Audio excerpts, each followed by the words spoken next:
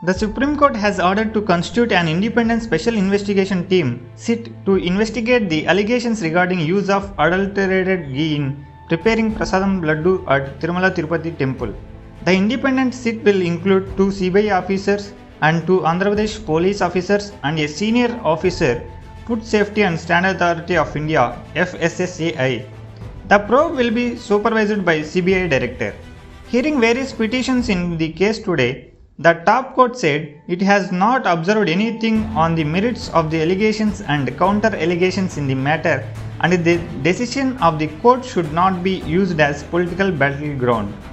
It clarified that it is passing the order to assuage the feeling of the crores of devotees of the Tirumala temple deity. The court was hearing various petitions filed by senior BJP leader Subramania Swamy, Rajya Sabha MP and former chairman Tirumala Tirupati Devasthanam's Y.V. Subbareddy and historian Vikram Sampath along with spiritual discourse speaker Dushyant Sridhar.